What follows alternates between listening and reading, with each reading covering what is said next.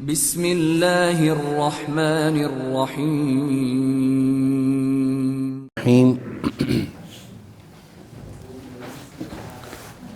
سورۃ البروج کی آیت نمبر 16 تک ہم پڑھ چکے ہیں۔ تو اگلی آیات پڑھنے سے پہلے پچھلا جو ہمارا سبق تھا اس میں اللہ تعالیٰ کی دو صفات الغفور اور الودود کی وضاحت میں ایک نادانستہ غلطی ہوئی تھی جس کی اصلاح ضروری ہے۔ الودود کی جب وضاحت کی گئی تو اس میں میں نے کہا کہ اللہ تعالیٰ جو ہے وہ 70 ماؤں سے بڑھ کر پیار کرتا ہے انسان سے۔ تو ہمارے محترم کلاس کے ساتھی ممتاز صاحب نے بعد میں مجھے اس بات کی طرف توجہ دلائی، پھر میں نے اس کو چیک بھی کیا، کیونکہ یہ جو غلطی ہوئی وہ اس بنا پر ہوئی کہ اکثر یہ بات علماء سے بھی یہ سنی ہے کثرت کے ساتھ بات، اور تحریروں میں بھی پڑھی ہے، لیکن اس کی جو اس کا حوالہ ہے اس کو دیکھنے کی ضرورت محسوس نہیں کی کبھی کہ شاید یہ جو بات لکھی گئی ہے درست ہے اور جو بیان کی جا رہی ہے درستی ہے، اور اسی رو میں میں نے بھی وہ بول دیے الفاظ اور بیان کر دیا۔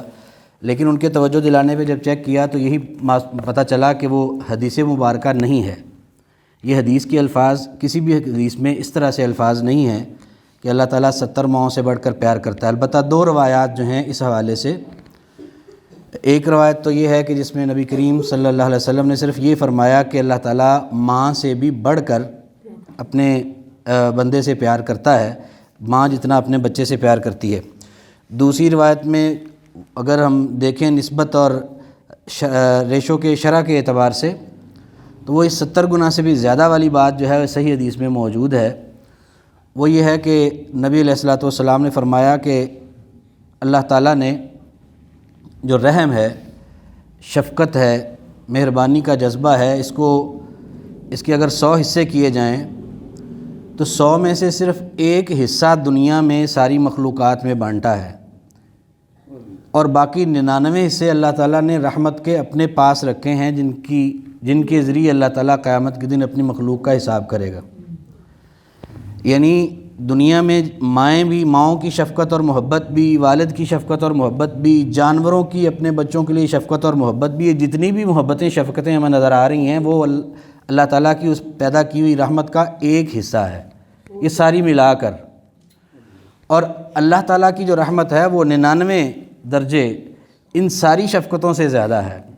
بہرحال یہ ہے جو صحیح بات تھی حدیث شریف کی بنیاد پر، جس کی طرف انہوں نے توجہ دلائی، اللہ تعالیٰ ان کو جزائے خیر عطا فرمائے، تو میں نے سوچا کہ اس کی اصلاح کر لی جائے۔ اگلی آیت مبارکہ جو ہے اس میں اللہ تعالیٰ فرماتے ہیں اعوذ باللہ من الشیطان الرجیم هل اتاک، کیا آئی تیرے پاس، یعنی کیا آئی آپ کے پاس، حدیث الجنود، حدیث بات خبر، جنود جمع ہے جندن کی، جند لشکر کو کہتے ہیں، حدیث الجنود خبر لشکروں کی، بات لشکروں کی، کون سے لشکر، فرعون و سمود اور قوم سمود کے، یعنی فرعون کے لشکر اور قوم سمود کے لشکر۔ مراد اس سے یہ ہے کہ وہ جو بڑے بڑے طاقتور لوگ تھے، بڑے بڑے وہ لشکر تھے اور بڑے طاقتور سمجھے جاتے تھے دنیا میں، کیا ان کی خبر تم تک پہنچی ہے؟ خبر لشکروں کی، فرعون کے و سمود اور قوم سمود کے۔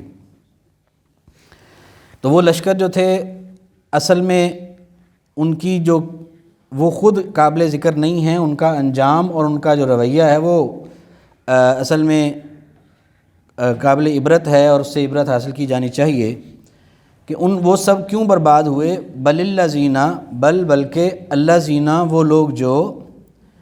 کفروا، جنہوں نے کفر کیا، انکار کیا، فی تکذیب، جھٹلانے میں، یعنی انہوں نے اللہ کی تعلیمات کو، اللہ کے رسولوں کی تعلیمات کو جھٹلاتے ہوئے کفر کیا، یا جھٹلانے کے ذریعے انہوں نے کفر کیا، کہ ایک تو کفر کا ارتکاب کیا، ساتھ کفر کے ارتکاب کے ساتھ انہوں نے جھٹلایا ان تعلیمات کو، تو بل الذین بلکہ وہ لوگ کفروا جنہوں نے کفر کیا فی تکذیب جھٹلانے میں، واللہ اور اللہ من ورائہم من سے ورا پیچھے، ہم ان کے، ورائہم پیچھے ان کے،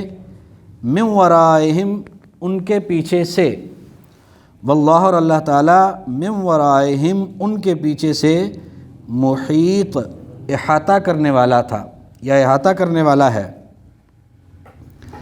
یعنی وہ لوگ اپنے کفر میں اور تکذیب میں اور سرکشی اور بغاوت میں بہت آگے بڑھ رہے تھے، تو اللہ تعالیٰ نے ان کو پیچھے سے، یعنی ان کو خبر ہی نہیں ہوئی،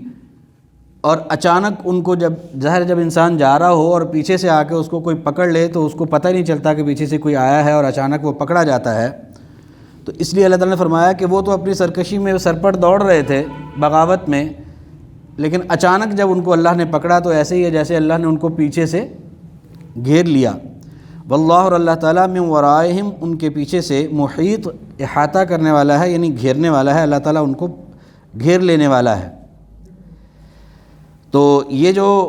باتیں آپ تک پہنچی ہیں، یہ جو پچھلی قوموں کے تذکرے آپ کو بتائے گئے ہیں اور ان کے انجام بتائے گئے ہیں، یہ کوئی قصے کہانیاں نہیں ہیں جس طرح سے وہ مشرکین مکہ کہتے تھے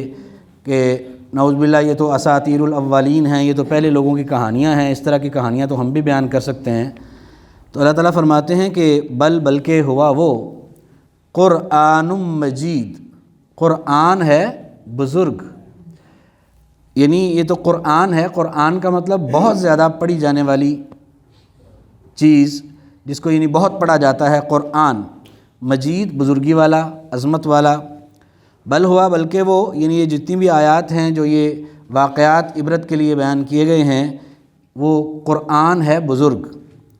اور قرآن بھی بزرگ یہ اس طرح سے نہیں ہے جس طرح سے مشرکین اور یہود و نصارہ وہ یہ کہتے تھے کہ نعوذ باللہ آپ صلی اللہ علیہ وسلم کو کوئی شیطان آ کے سکھا جاتا ہے، بلکہ فی لوح محفوظ،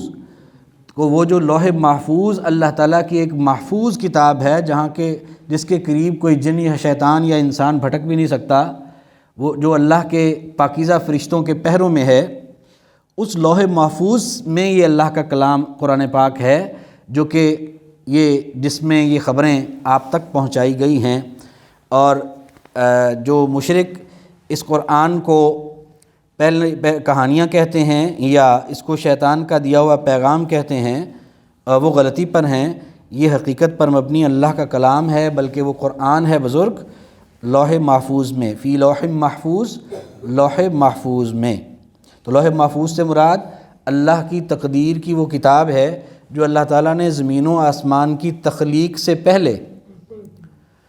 وہ فرشتوں کو حکم دیا اور انہوں نے لکھ دیا جو کچھ قیامت تک ہونے والا تھا، اور کلمیں خشک ہو گئیں، اور پھر اس کے بعد زمین و آسمان کی تخلیق ہوئی۔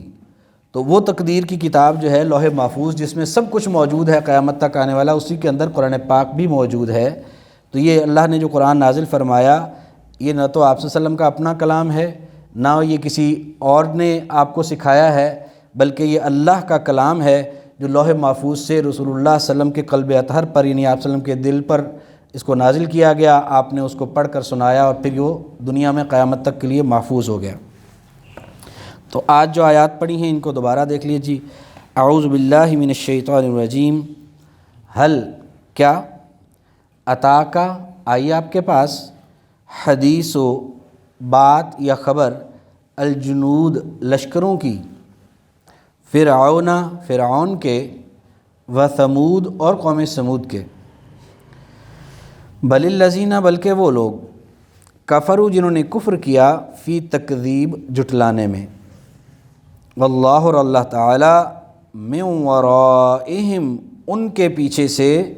محیط گھیرنے والا ہے، بل ہوا بلکہ وہ قرآن ہے، مجید بزرگ، فی لوح محفوظ لوح محفوظ میں۔